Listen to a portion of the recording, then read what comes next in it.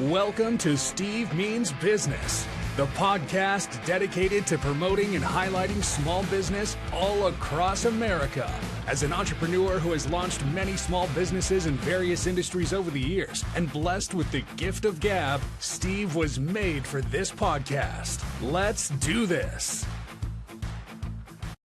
Welcome to another episode of Steve Means Business, the podcast dedicated to promoting small businesses all across America.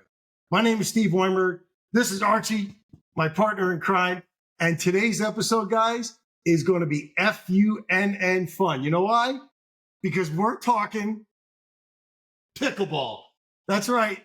The hottest game in the country. I play 6-7 days a week, 4 or 5 hours a day. We're going to play here. Me and Archie are going to go right after this. We're going to the courts.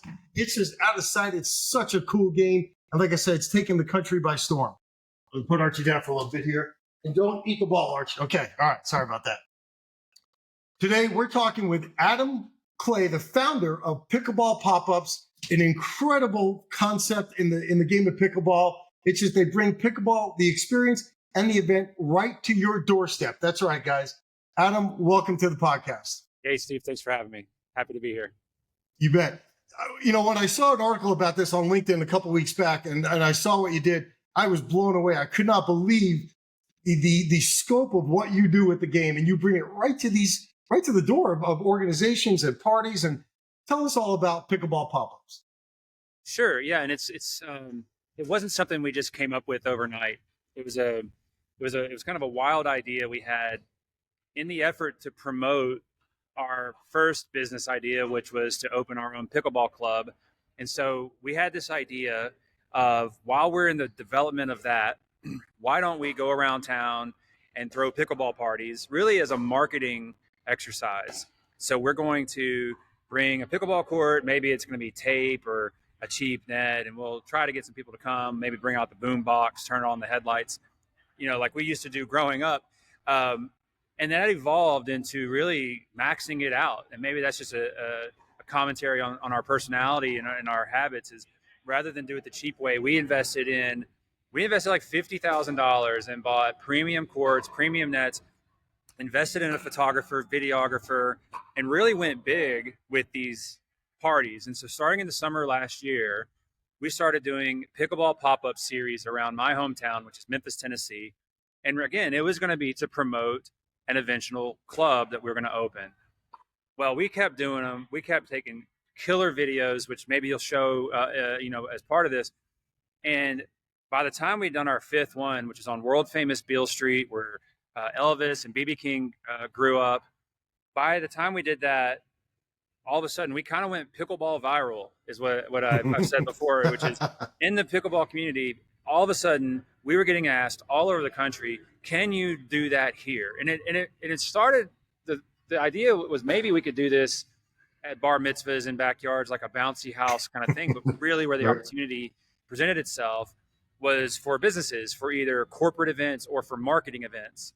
So a corporate event would be bring a pickleball party to my parking lot, and I want all my employees to have a great time. Some of them will learn how to play. Some of them already know. They'll play. We'll have a party, music, food, beer, whatever. And that's really for the company's benefit.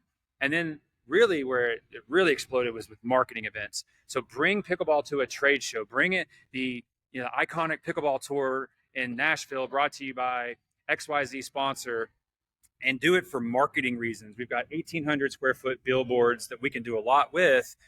Pickleball is the hottest thing right now. And so turning this into marketing vehicles was really, really amazing opportunity. For background, I come from corporate sales. My business partner comes from corporate marketing. So moving from like marketing pickleball to players who will pay to play pickleball, instead of using pickleball as advertising, as team building, that became its own business. And so we actually turned our back on the permanent pickleball club and went all in on the businesses. And so we've been doing events all around the country. As we speak, my crew is in Bristol, Connecticut, doing an event for ESPN. I think Hannah Storm is there. Stephen A is there. And that's what they do. And these are things that we can bring anywhere, whether it's a parking lot, it's a trade show floor, it's a rooftop. We can bring them to the beach, on grass, whatever. We get in, throw the party, get out the same day. And it's really unique. There's a few people doing some stuff like it, but we're the only ones that I know of that are doing it at this level. Okay. There's two things that caught my eye, and this is the beauty of podcasting. You know, I have some questions I'm going to ask you and things will bring up, but you mentioned two things that I got to jump in on. First off, if they had this at my bar mitzvah, I would have been a lot more of a compliant kid versus like just reading the Haftorah and saying, get me the hell out of here. You know, my parents would have been happier and all the kids would have had a great time.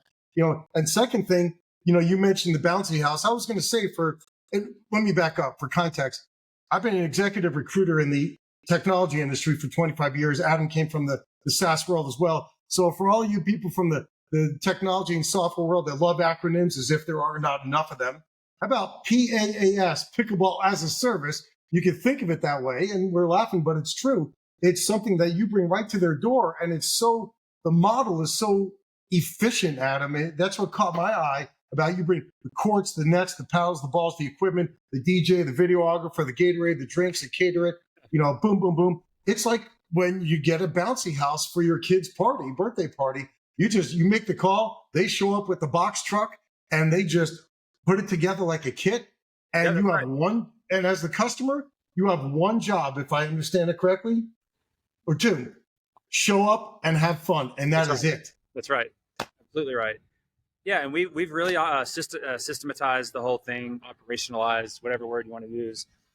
Something that's repeatable. We've got great relationships with different manufacturers on the court side, manufacturers on the net and ball and paddle side, so that we can actually have warehouses or pods, as we call them, around the country. So we have inventory on the West Coast, in the Midwest, on the East Coast.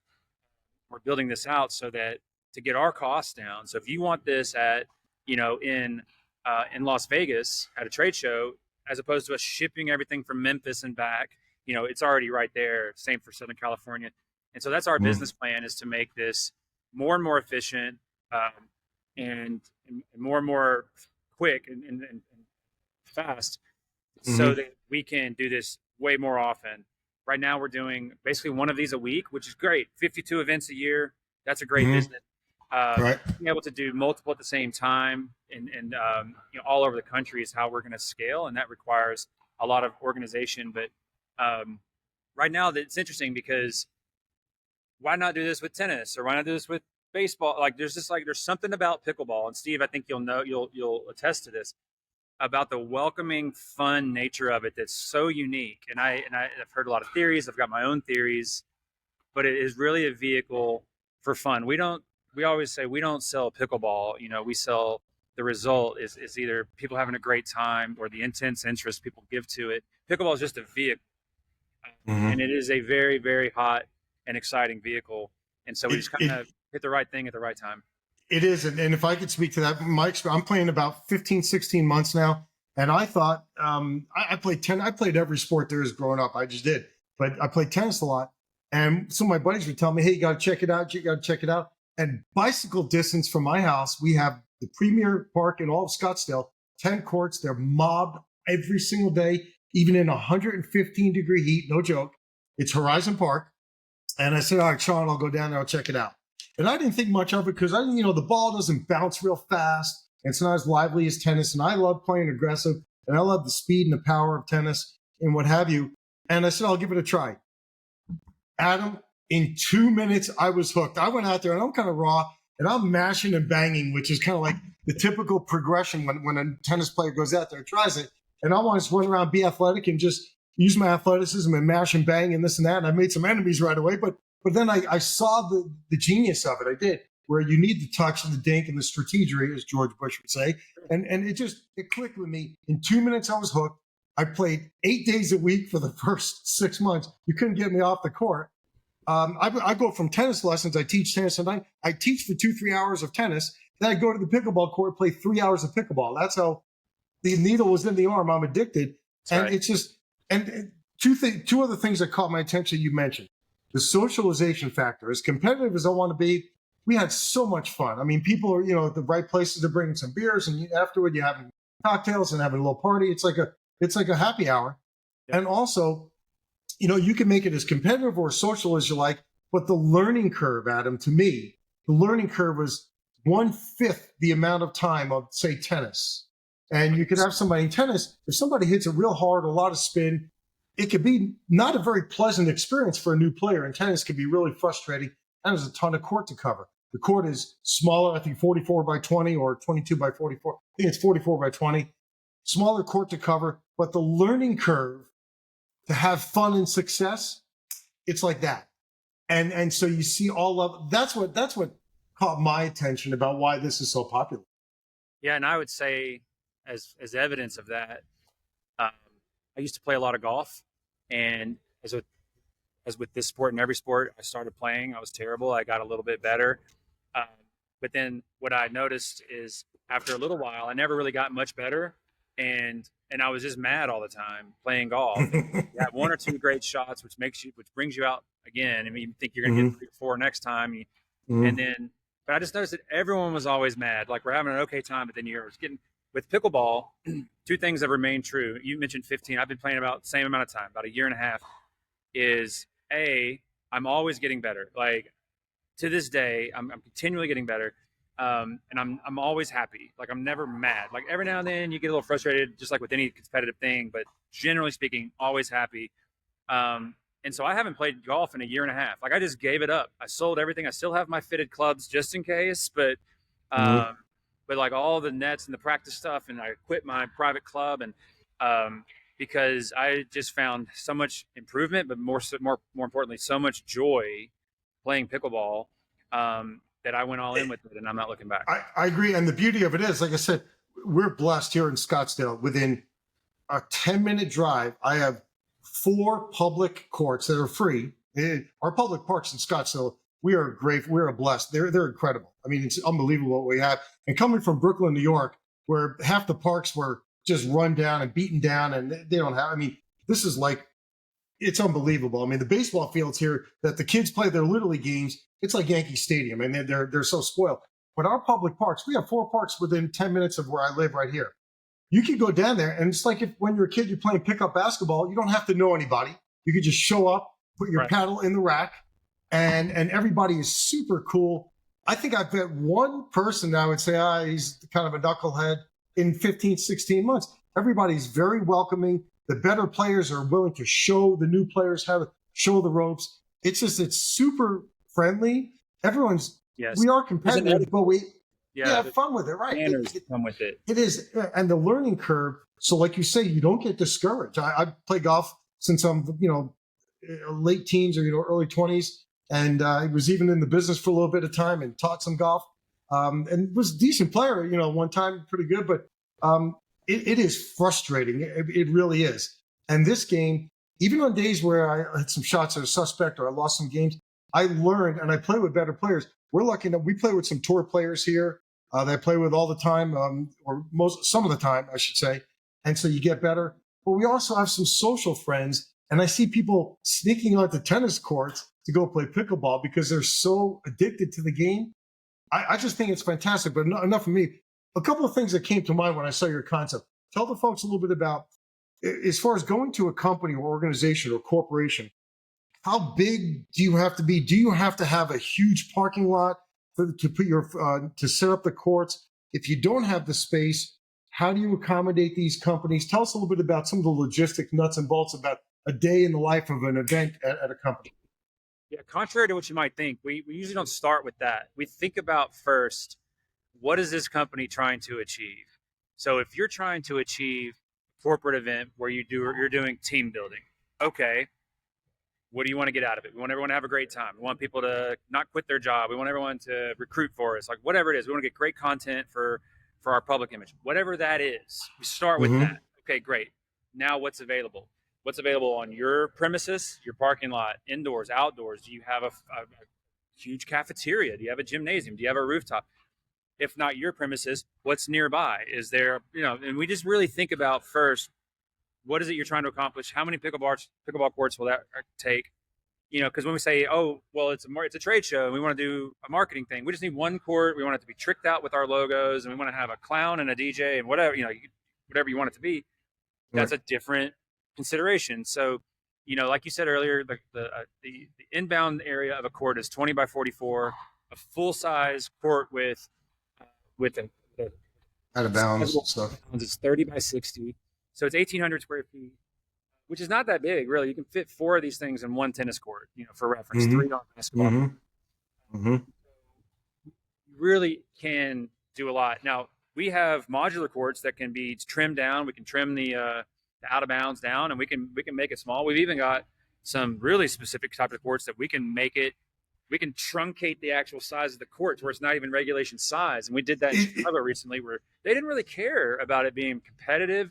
They had, wine and beer and music, and people were in their khakis playing on a half-size pickleball court, and it didn't even matter, because they weren't buying pickleball from us. They were buying this experience, this event, this team building. So, a long way to say, yes, parking lots are great, but really any space that's open, indoor or outdoors, hard or soft surface, we have solutions for it, and it all starts with what our customers are trying to get out of the experience. Right. I didn't mean to interrupt, but when you said it doesn't have to be full size, when we drill and practice, we play skinny singles sometimes because it especially in 115 degree heat, playing singles is tough. And so I don't feel like getting scraped off the court and having a heart attack.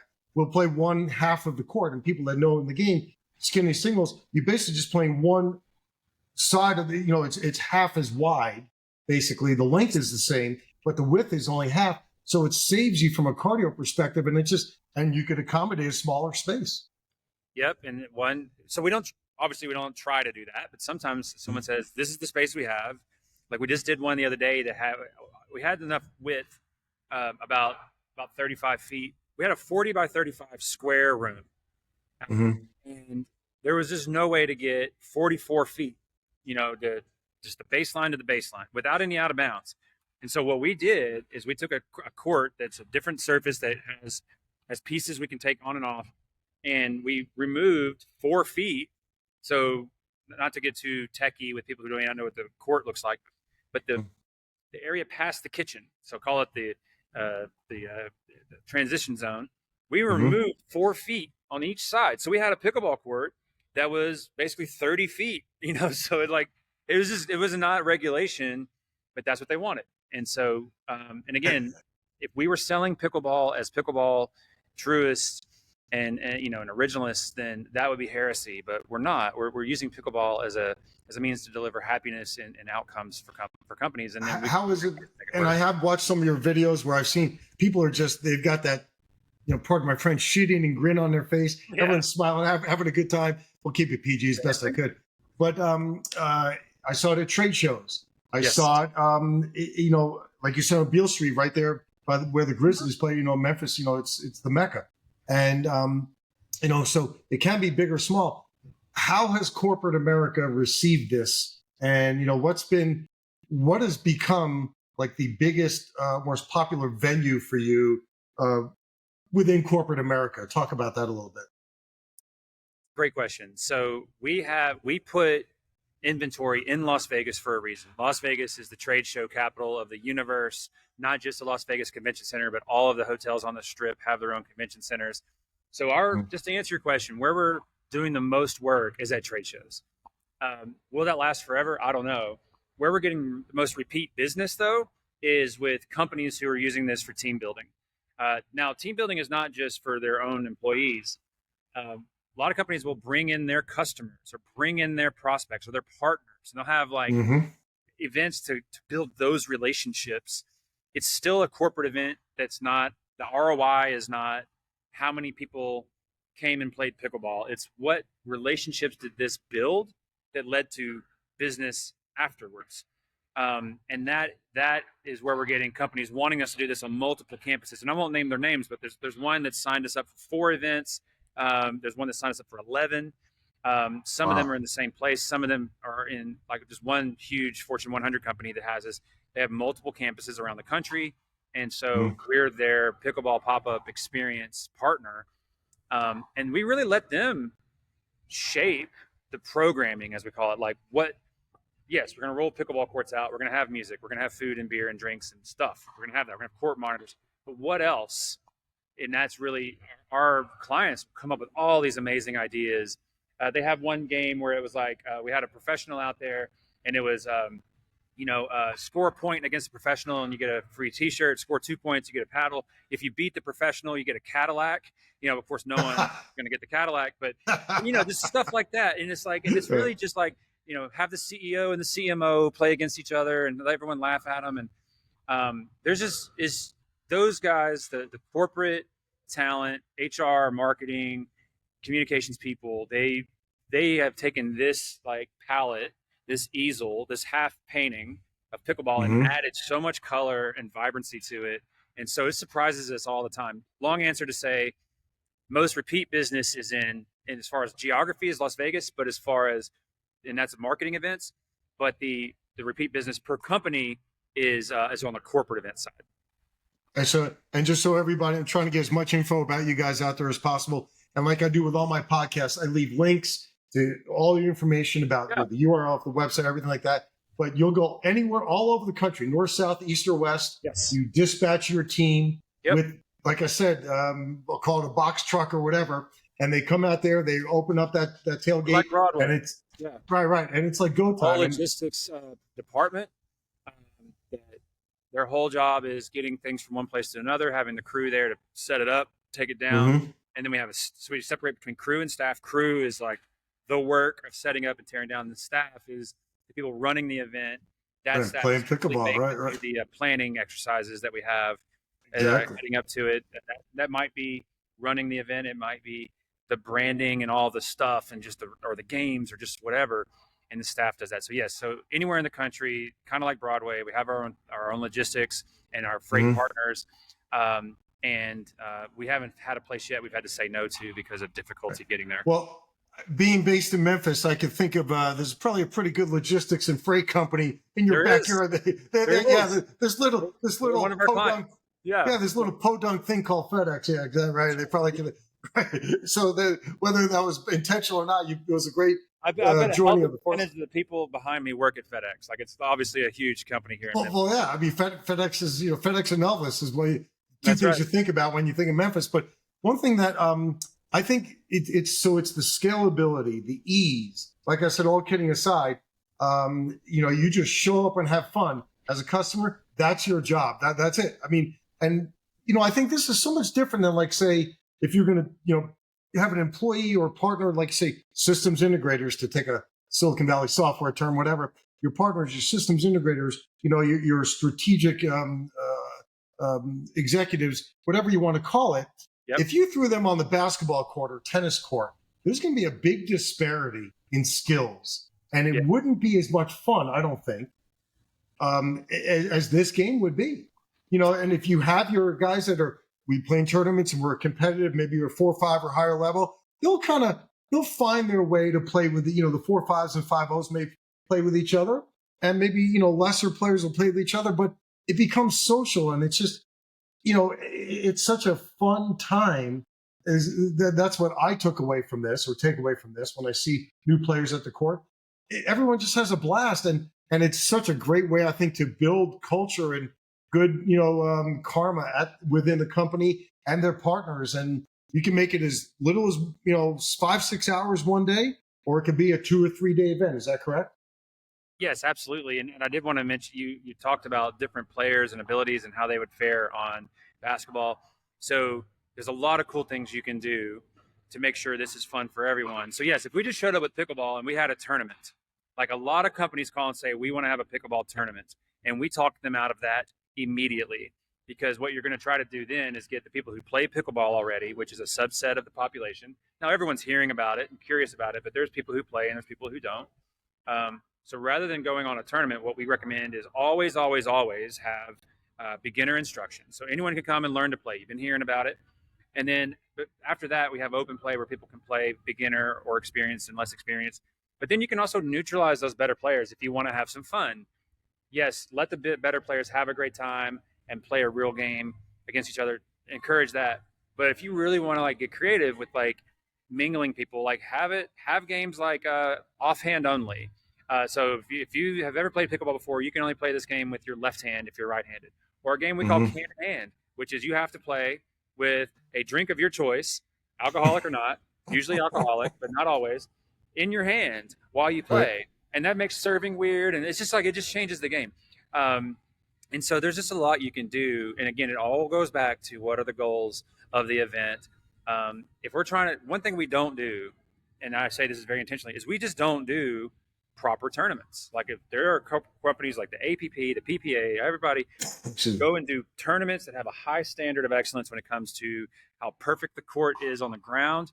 And also people pay to play and there's 80 courts. Like that's just not our lane. Our lane is the Pickleball Pop Up Party. And that's what we do best. Mm-hmm.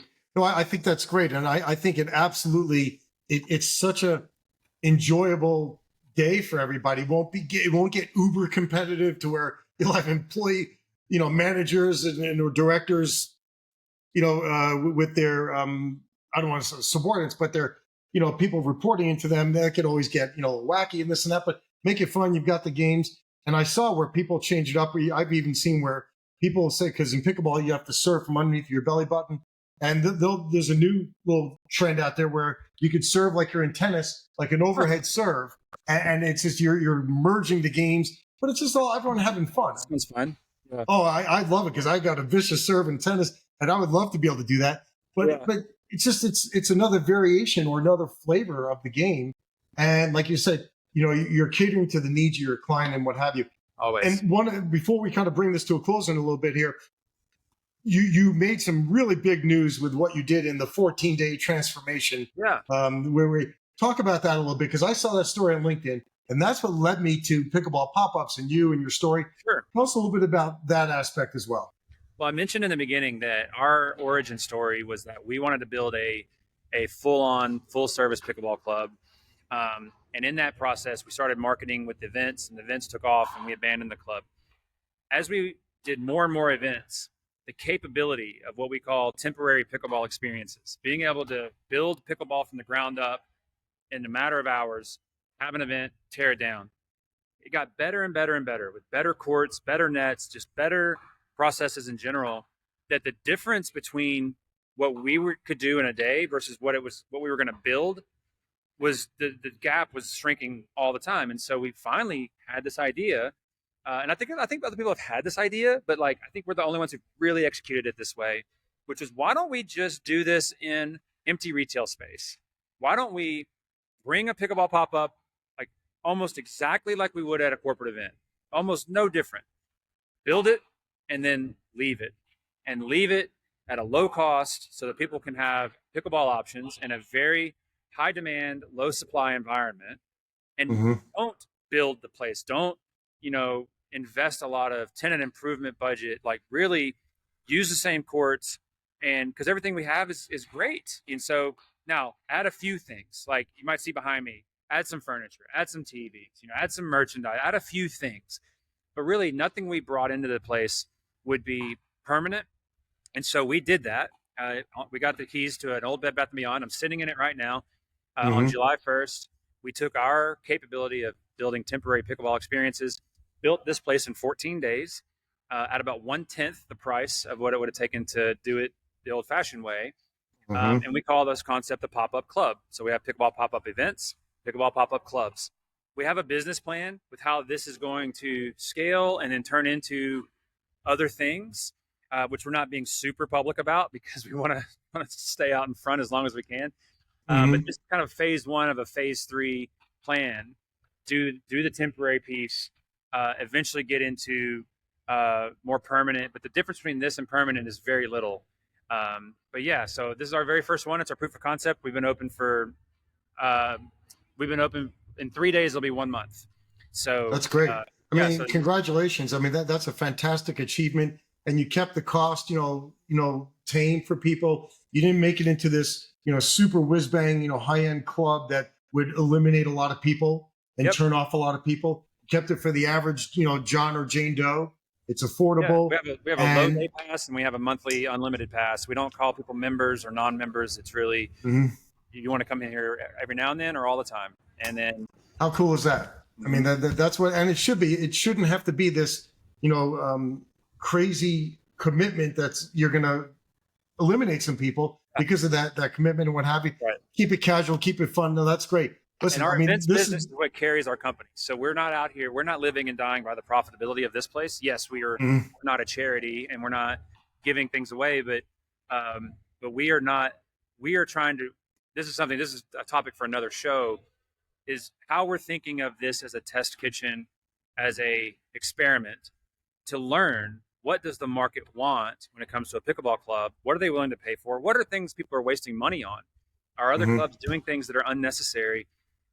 Because it's the way it's always been with tennis clubs and racquetball clubs. And so what we are doing, and this will be the last I'll say about it, because I think we can talk about this again, is we are introducing things one at a time, learning what people like, rejecting the things that they don't, investing in the things they do, and building an operations plan that no one else has done. No one else has done this analysis, hands-on analysis.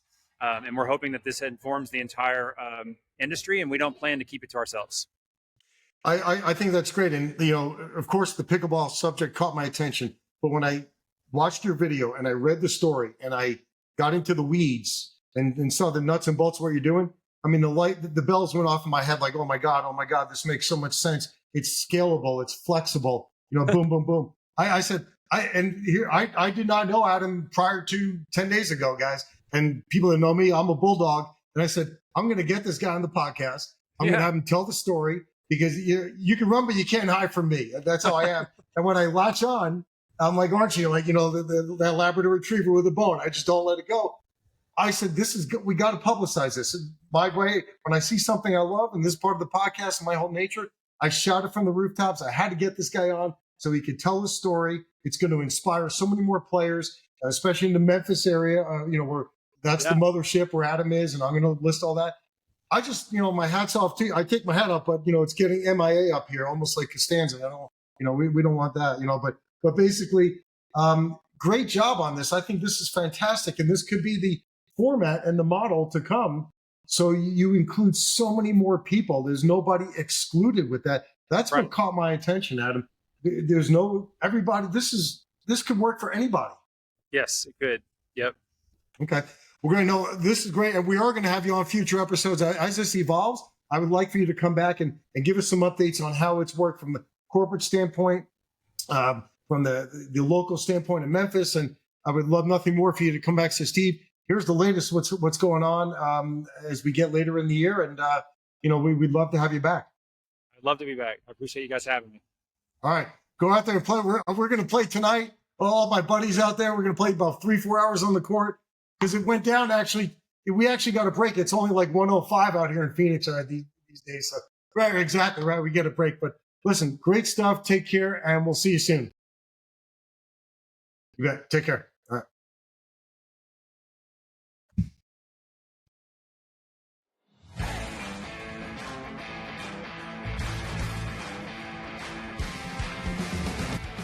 That's going to do it for today's episode of Steve Means Business. Be sure to subscribe and share this podcast with all your friends. Keep a heads up for episodes every week.